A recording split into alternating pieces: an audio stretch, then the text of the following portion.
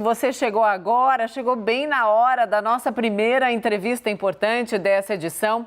A gente conversa agora com a especialista em comércio internacional, a Renata Amaral. Renata, muito boa noite, bem-vinda. Mona Lisa falando, me ouve bem?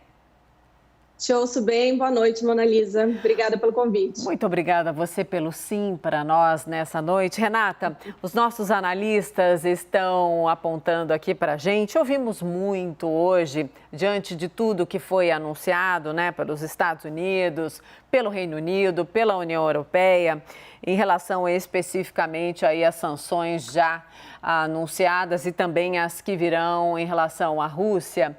O que pode ser uma nova ordem da economia mundial, da economia global. Essa frase está superestimada ou não para você? Olha, Mona Lisa, eu acredito que não. Na verdade, esse processo de alteração da ordem global econômica vem há algum tempo já. Acredito que se a gente for lembrar um pouco do governo Trump e com a guerra comercial China-Estados Unidos, depois a gente teve 2 anos de pandemia, estamos ainda numa pandemia, agora uma guerra, tudo leva a crer que a gente está caminhando para um mundo de um comércio mais administrado, menos embasado em regras de comércio multilateral.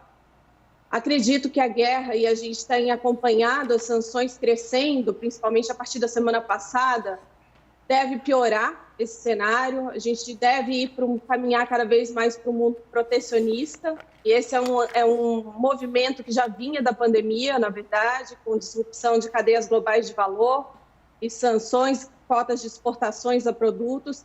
E é nessa levada que a gente está vendo as sanções caminharem também dos Estados Unidos, da União Europeia, do Reino Unido e de outros países.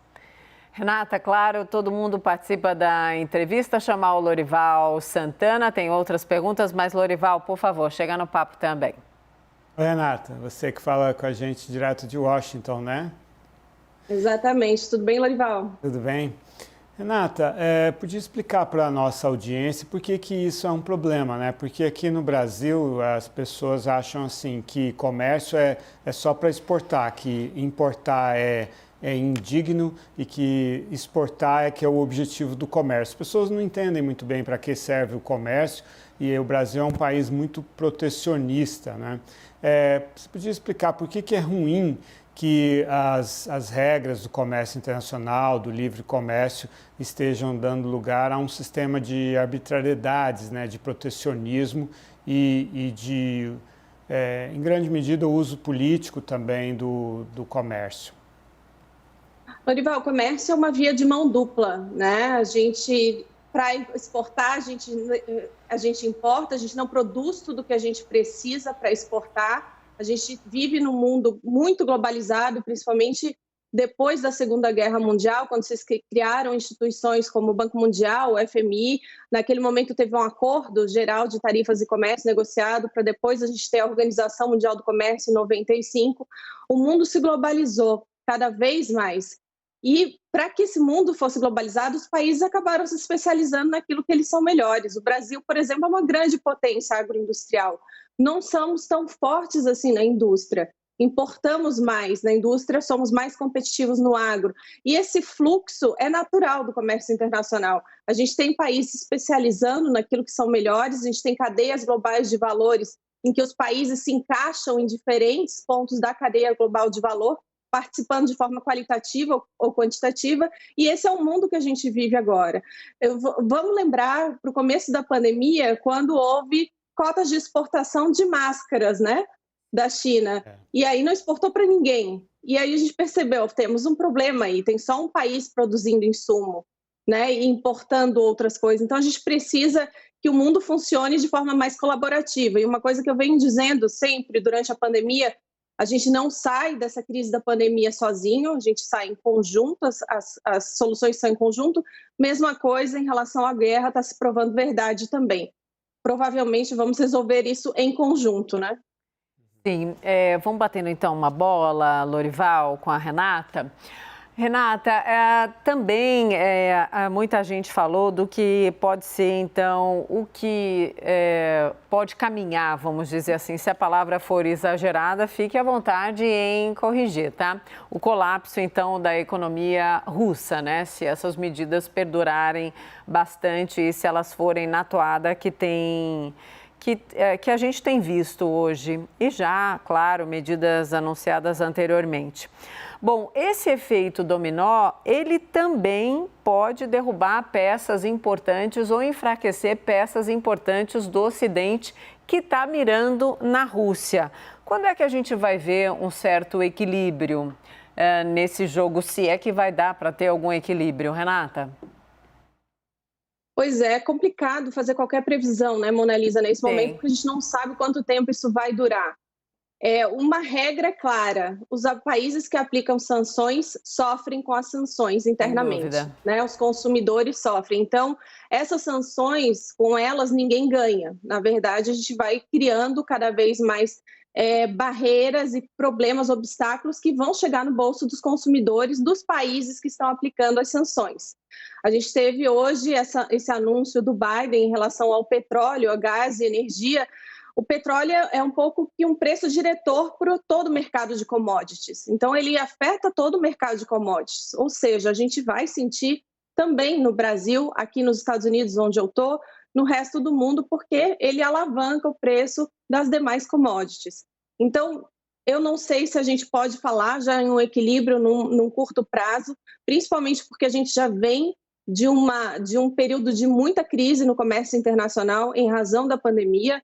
Já estava tudo meio bagunçado, já vinha na pandemia, antes da pandemia, meio bagunçado com a guerra comercial China e Estados Unidos, que ainda gera efeitos, gera janelas de oportunidade também, em alguns momentos. O Brasil, por exemplo, durante a guerra comercial Estados Unidos-China, aproveitou janelas de oportunidade para exportar mais carnes, para exportar mais soja naquele momento, mas isso não é um equilíbrio. Mesma coisa a gente está presenciando agora, a gente está vendo sanções sendo aplicadas, a gente não sabe os efeitos que elas vão ter ainda. A gente tem falado muito, e vocês também, em relação aos fertilizantes. Agora seria uma época de comprar fertilizantes para a próxima safra. Ninguém sabe se vai chegar, ninguém sabe qual vai ser o impacto da próxima safra no Brasil. Então, difícil falar no equilíbrio num curto prazo. Lorival. Mona Lisa, a Renata ela é cofundadora de uma organização chamada Women Inside Trade, Mulheres Dentro do Comércio, que justamente incentiva a presença das mulheres no comércio. Renata, por que é importante ter mais mulheres no comércio? Lorival, na época que eu criei essa organização, junto com outras pessoas, em 2017, eu morava em Brasília e eu tinha uma larga experiência, naquela época era sócio de uma consultoria, uma larga experiência de estar sozinha em reuniões com muitos homens. Eu trabalhei muito com o agronegócio brasileiro e eu percebi que eu tinha uma rede de contatos de muitas mulheres muito interessantes, que eram secretárias de comércio, secretárias de Câmara de Comércio da Camex, secretária do MAPA, do Ministério da Agricultura, e eu pensei, vamos repercutir o que essas mulheres estão fazendo, porque ninguém está escutando o que elas estão fazendo. E eu entendo que sim, é importante, essa rede se provou cada vez mais importante, é uma rede global hoje, conectada com Genebra, conectada com Washington, com Pequim, e é importante, se provou importante ao longo do tempo também, porque a gente vê o mundo de formas diferentes. A gente conversou um pouco sobre isso no domingo. Lorival, eu te agradeço de novo por trazer esse tema no Dia Internacional da Mulher. Mulheres veem o mundo de forma diferente dos homens, têm soluções diferentes. É importante escutá-las, é importante tê-las à mesa. Numa área como o comércio internacional, economia internacional, isso se prova ainda mais importante. Temos cada vez mais mulheres, formamos novas mulheres, mas ainda somos muito poucas. Nossa, eu até fecharia a entrevista depois disso, mas não vou fechar agora, porque tem muita coisa ainda para a gente falar, mas que bom que você está aqui, coincidentemente, né? Não gosto do Dia Internacional da Mulher quando ele se resume quando ele se diminui apenas num parabéns, numa florzinha. Então, você está dando respaldo exatamente para essa minha inquietação. Ainda bem que você está aqui hoje. Então, sim, de fato, parabéns por tudo que você faz também no Dia Internacional das Mulheres. Renata, agora eu quero voltar, Renata, para as sinalizações, para as declarações importantes de hoje, tanto dos Estados Unidos quanto do Reino Unido e da União Europeia, meio que em cadeia, né? A gente foi vendo ali as declarações dos líderes mundiais. Da União Europeia, quando eu perguntava agora há pouco, em relação, claro, às sanções à Rússia e esse planejamento em diminuir, né, a importação de gás russo, quando eu perguntei para o Lorival dizia que isso era algo muito, mas muito relevante, que a gente sim tinha que atentar mais e melhor. O bloco, então, ele quer reduzir, né, a compra em 2/3, isso ainda para esse ano, e aí a pretensão é realmente acabar com a dependência até 2030. Você vê isso como algo possível, Renata, de fato? Difícil fazer previsão nesse momento, né, Mona Lisa? Acho que é possível, depende de muita mudança, depende de ações colaborativas, eu sempre falo isso, justamente pelo que a gente estava falando no começo da entrevista. A gente vive num mundo muito globalizado e muito interconectado. Hoje, um país decidir tomar uma decisão sozinho impacta todo o resto do mundo, principalmente são países parte da União Europeia, ou os Estados Unidos ou o Reino Unido. O que eles decidem impacta muito. É muito difícil a gente prever se até 2030 vai ser possível. De fato, o bloco tem cada vez mais adotado medidas, e já faz algum tempo, não é de agora, em relação à questão climática. Se é possível, acho que vai depender do contexto mundial, mas eu acho que, se tratando de União Europeia, da forma como eles estão focados nesse sentido, é possível. Lorival, antes de passar para você, eu só queria complementar. Você viu algum tipo de marketing nos anúncios de hoje, especialmente de hoje, ou não? Marketing em que sentido? Marketing no sentido de respostas ou de fato, porque quando a gente analisa com vocês, sim, é algo muito difícil de fazer, mas há uma reorganização das forças mundiais, né? Marketing no sentido de dar respostas para o mundo por causa das imagens da guerra, da repercussão da guerra, quando a gente escutou ali as intenções dessas lideranças mundiais. Tem o marketing, tudo é pensado, né? A forma como essas mensagens são externalizadas para o público, para a mídia, é muito bem pensado, né, Mona Lisa? E aprendi isso muito morando aqui em Washington, né? Nada é por acaso, nada vai para a mídia por acaso. Com certeza tem o marketing, sim, da forma como isso é colocado para o público. De fato, eu acho que existe possibilidade de alcançar as metas que eles prometem ou que eles intencionam, porque eles estão sendo muito velozes e até ferozes no sentido de aplicação das medidas e mudança interna, mas tem um marketing muito forte, sim, na forma como isso é externalizado, e acho que gera uma preocupação, né, principalmente com países que comercializam muito com bloco. Sem dúvida. Lorival, por favor. A gente falou aqui sobre a importância, né, das regras do comércio e do livre comércio e tal, mas o que está em jogo aqui é uma questão moral, né, uma questão ética.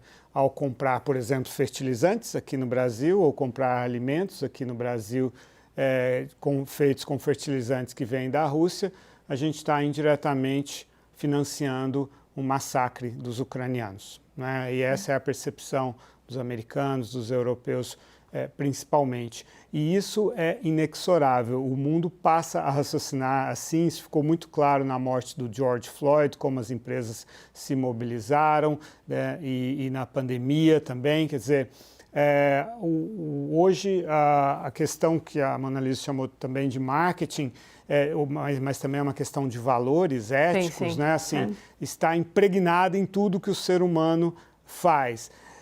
Seria o fim de um mundo de determinadas regras, digamos, neutras, imparciais, apolíticas, e o início de novas regras mais complexas num mundo regido pelo ESG, pela governança ambiental e social?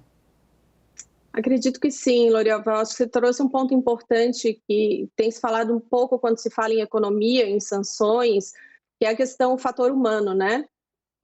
Tem pessoas, de fato, sofrendo muito com tudo que está acontecendo, tanto na Rússia, quanto na Ucrânia, quanto vai afetar bolsos aí no resto do mundo, né? Então, essas sanções não são simples. Eu acho que a gente está caminhando para um mundo mais complexo, sim. A OMC, por exemplo, a Organização Mundial do Comércio, muito difícil se manter relevante se não tratar de direitos dos trabalhadores, se não tratar de questões climáticas, que hoje o arcabouço de regras não trata disso, desses temas. São temas mais complexos, de uma pauta social mais complexa, que precisa de resposta, e acho que a gente está caminhando, sim, para uma revisão do que a gente tem como regras, aí, pelo menos na área de comércio, muito clara, urgente, e eu acho que a gente precisa dar respostas para isso. Não à toa tem todo um fervor aí dos especialistas de Organização Mundial do Comércio, das regras de comércio, pedindo para que as coisas mudem, porque precisa mudar, senão a opção é deixar de ser tão relevante quanto foi até agora essa organização, como outras organizações internacionais também. Renata, muito obrigada pelo papo. Venha mais conversar com a gente. Tinha ouvido elogios, mas a gente não tinha conversado antes. Então, o fato real é muito melhor do que o disse-me disse. Muito obrigada, de verdade. Obrigada. Bom, o assunto não vai faltar, sem dúvida. Obrigada, Renata. Obrigada, Mona Lisa. Obrigada, Lorival. Feliz Dia da Mulher para nós, né? Sem dúvida. Com uma mulher dessa, eu até fico feliz em tricotar, sem dúvida.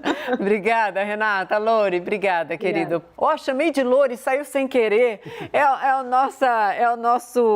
A nossa designação de carinho aqui. Lorival, querido, obrigada por participar comigo da entrevista também.